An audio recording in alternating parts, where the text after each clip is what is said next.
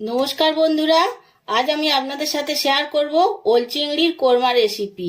তো ওল চিংড়ির কোরমা করার জন্য ওল টুকরো টুকরো করে কেটে রাখা ওল আছে, আর চিংড়ি মাছ আছে ধুয়ে বাছা পরিষ্কার করে নুন হলুদ মাখানো, আর মশলা লাগবে দুটো বড় পেঁয়াজ কুচিয়ে রেখেছি, রসুন আছে কয়েক কোয়া, আদা আর কয়েকটা কাজু, আর মশলা আছে এটা গোটা গরম মশলা, একটু জিরে, দুটো তেজপাতা, ধনে গুঁড়ো, জিরে গুঁড়ো, হলুদ গুঁড়ো আর লঙ্কা গুঁড়ো আর নুন চিনি লাগবে।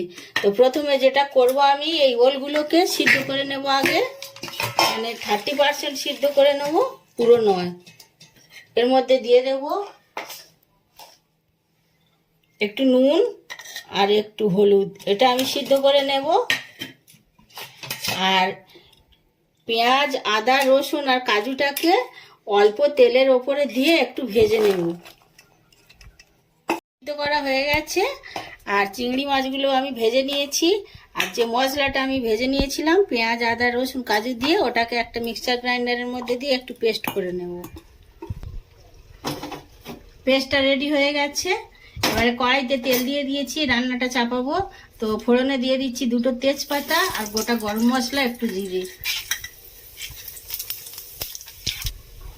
দিয়ে দিচ্ছি সিদ্ধ করা ওলটা।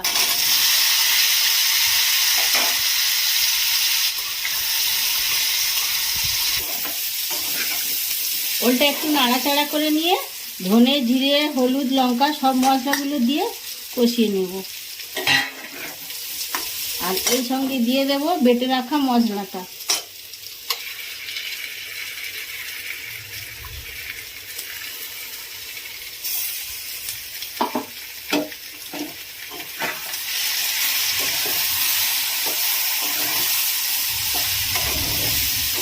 বাবা, নুন দিয়ে ওলটা আগে আমি সিদ্ধ করেছিলাম, সেই অনুযায়ী বুঝে নুন দিয়ে দিচ্ছি পরিমাণ মতো।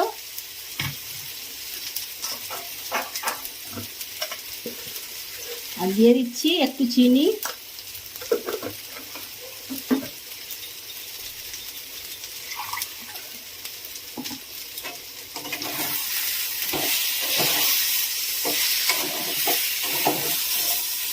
এবারে দিয়ে দিচ্ছি মিক্সচার গ্রাইন্ডার ধোয়া জলটা, এর মধ্যে অনেক মশলা ছিল তো সেটাই দিয়ে দিচ্ছি।